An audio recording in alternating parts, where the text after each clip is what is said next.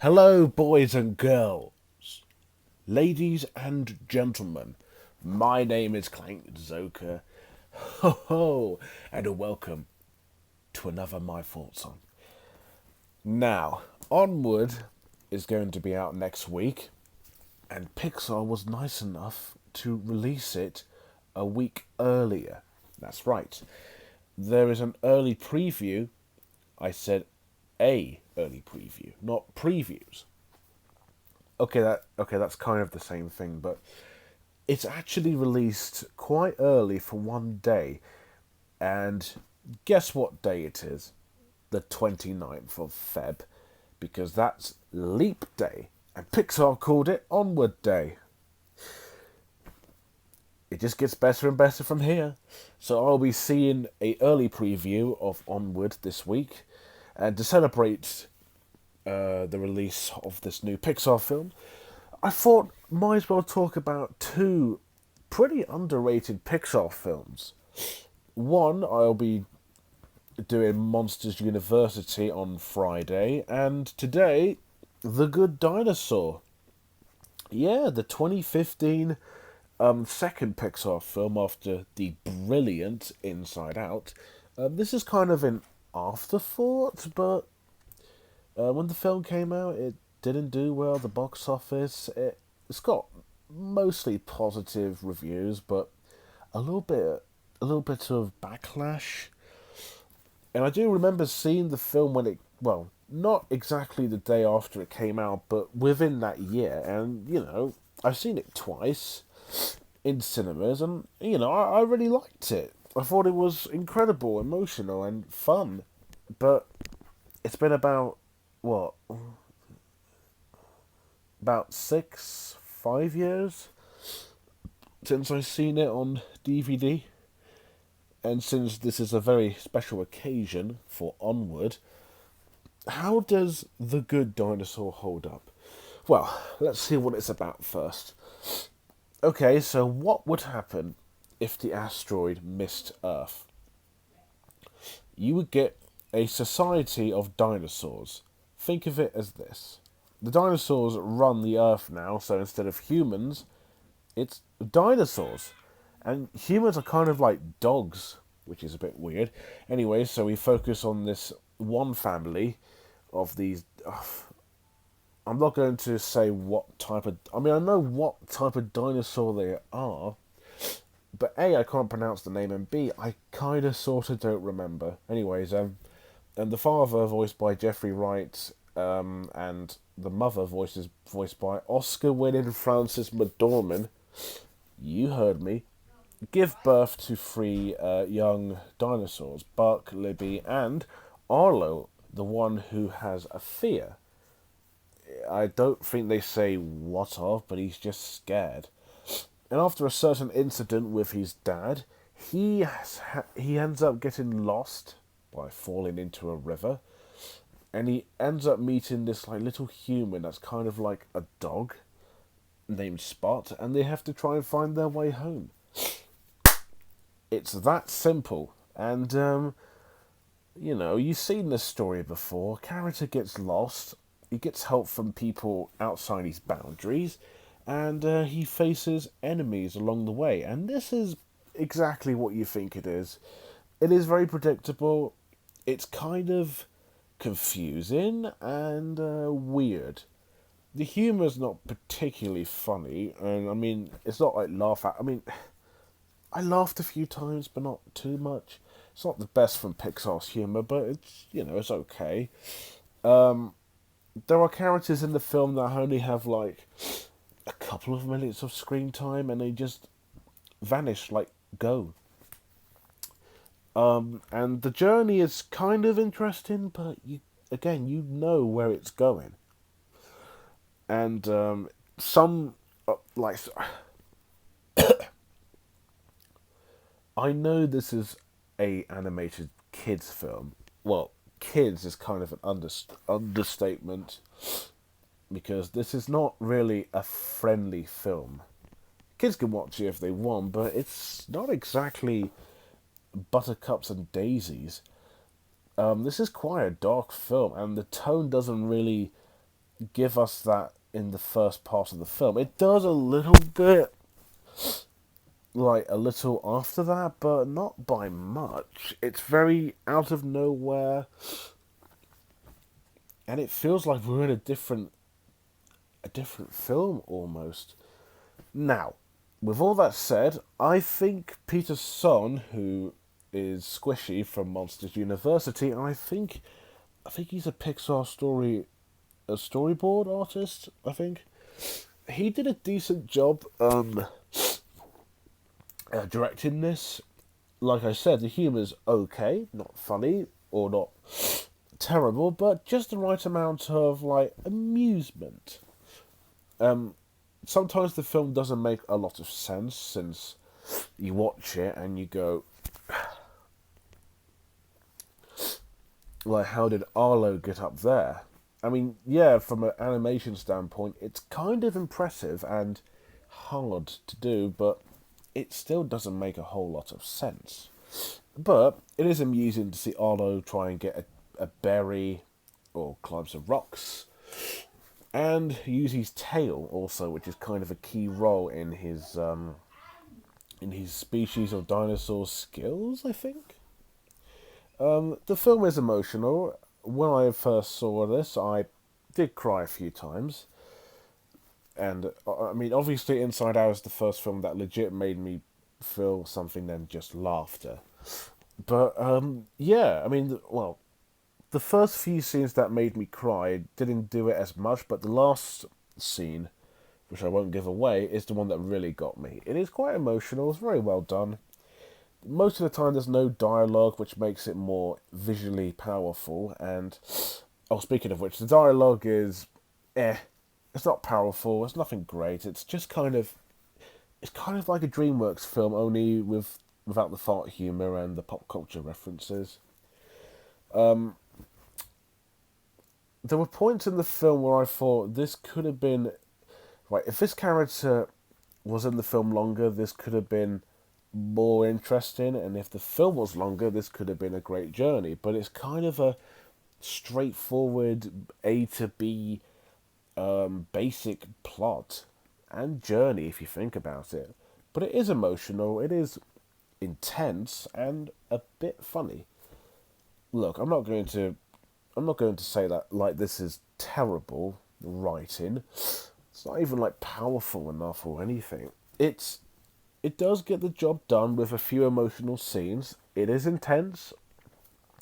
It does get pretty entertaining and a bit funny, but the story just leans on a cliche that's a good cliche, but it's just too predictable, too straightforward, and too basic, along with some very just run of the mill basic dialogue. Not the worst Pixar script. I mean, have you seen Cars 2? But, they could have done a lot more with the story and the script. The animation. Holy shit. Pixar really does outdo themselves with the animation. Here, it kind of looks like they just filmed this in a forest or mountains somewhere, because this looks almost, no, this looks photorealistic, and it's kind of, right, on one hand it's impressive and it shows that they have come a long way.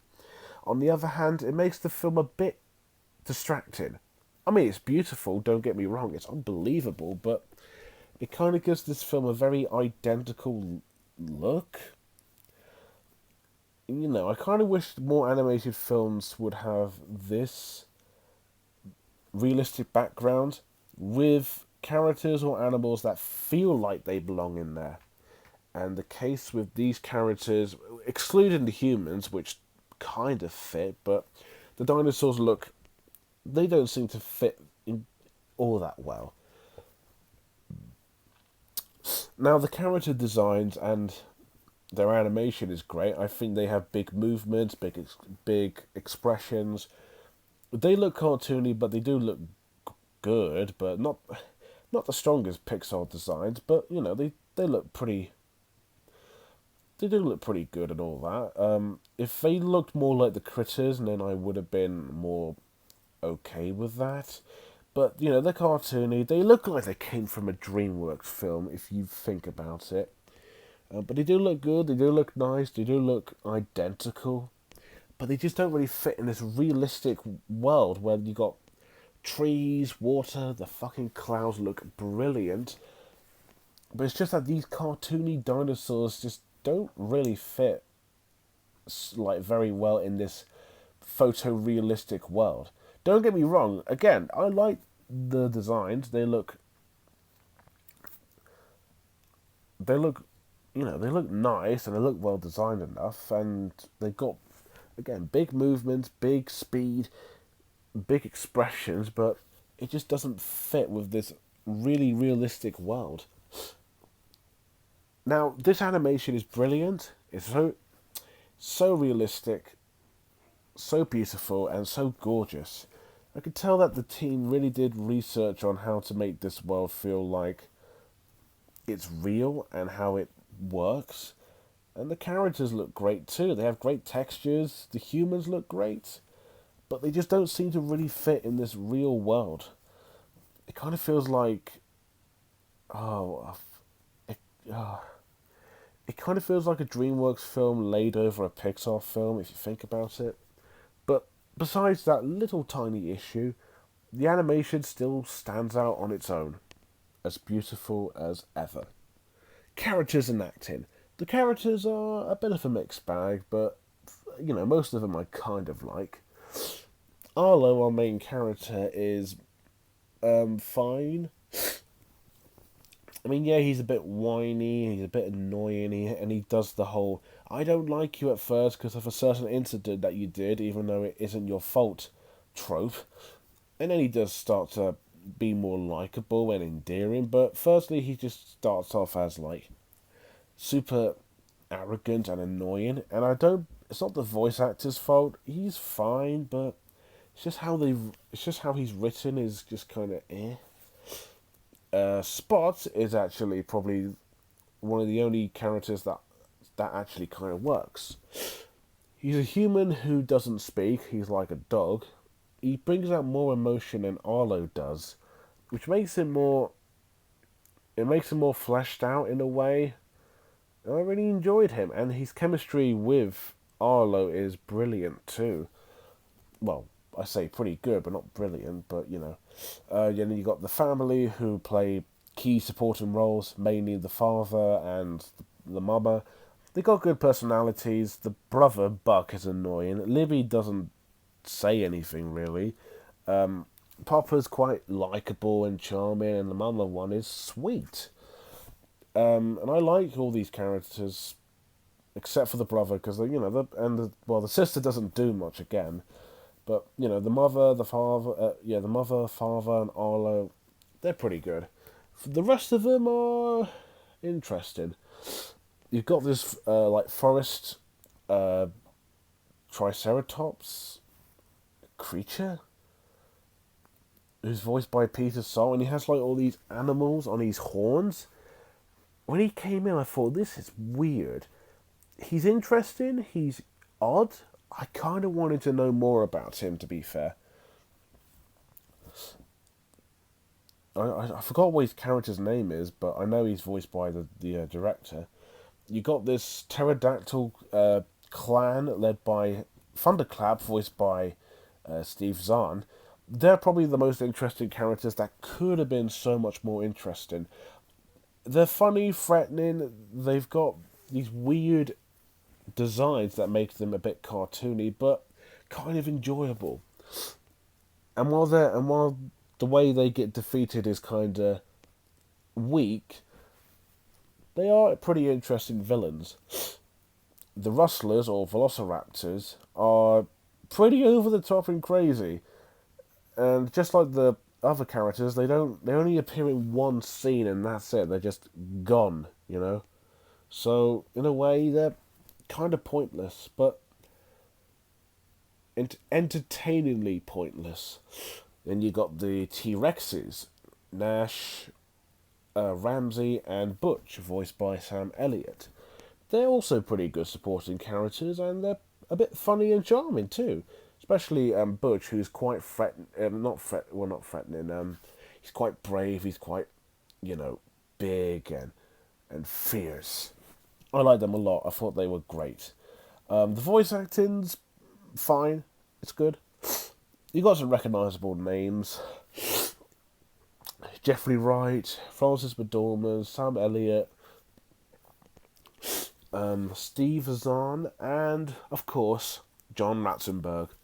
The voice acting's pretty good. I think they all did a good job. The actor who plays Arlo is okay. The kid who did the vocal sounds for Spot is good too. The kid who plays Arlo is pretty good, but again, he's a bit whiny, so Jeffrey Wright and Francis McDormand's great as always, same as Steve Zahn. And Peter Son is good also. Actually, all the acting's good, even though there isn't that many. They've got the pterodactyls, the velociraptors. There isn't that much voice acting, but it's good either way. While the characters may not be anything much, they're pretty entertaining, funny, likable, and even the two main characters are quite emotional. The voice acting's okay. These characters are kind of like this film's journey. It's kind of rough, but fun at least, and beautiful. Well, not really beautiful, but you know what I mean. On a side note, Michael and Jeff Darner's score is unbelievable. Now, this score actually fits more into the film's atmosphere than the actual dinosaurs. And I love their score. I think their score is wonderful, beautiful, atmospheric, fantastic, excellent. Probably one of the best animated scores I've ever heard. Yeah, I mean, I still really like this film, but I'm starting to notice more and more problems with it. But it's still a great film. The Good Dinosaur may be far from one of the best Pixar films, but it's in the middle. It's not terrible, it's not amazing, it's great. The story may be lacking in originality, and it's too predictable and too familiar. It does make up for it with its decent humour, emotional relationship with Arlo and Spot, its intensity, its big action. The animation is big and grand and beautiful, along with some great character designs. Characters that are entertaining enough, some pretty good voice acting, and beautiful music. If you're a big Pixar fan, you'll be a little more in the middle with this. If you like dinosaurs, I think you'll like this too. Just don't expect anything amazing out of it. It's not amazing, it's not terrible, it's just great enough. It should be called The Great Dinosaur, honestly. So, when I looked on IMDb, I gave it a 9.9, which is almost perfect. But since I watched it again, I'm going to say 8.9. I think that's a very, very, very fair rating. Again, it's better than Cars 2 and Brave, but not quite as amazing as like Inside Out, Coco, The Incredibles, Toy Story. But I enjoyed it, and it wasn't, despite its logic that makes no sense, characters that don't have much of a point. It's still entertaining, and I still like it, so that's good enough for me. So next up, I will be talking about Monsters University. That should be interesting. And by the way, yes, I will be talking about the first Monsters Inc. when Soul comes out. You see, Dan Scanlon directed Monsters University, who's directing Onward, and Pete Docter directed Monsters Monsters Inc., and he's directing Soul, so it makes sense. Anyways, if you like The Good Dinosaur, if you've seen The Good Dinosaur, what do you think about it? Is it good, bad, decent? Do you want to see it? And what's your favourite Pixar film? I haven't asked that yet, but what is your top 10, top 5, or just favourite Pixar film of all time? Let me know below. And as always, thank you guys for watching. Don't forget to like, comment, and most importantly, subscribe. Until next time, Bye for now.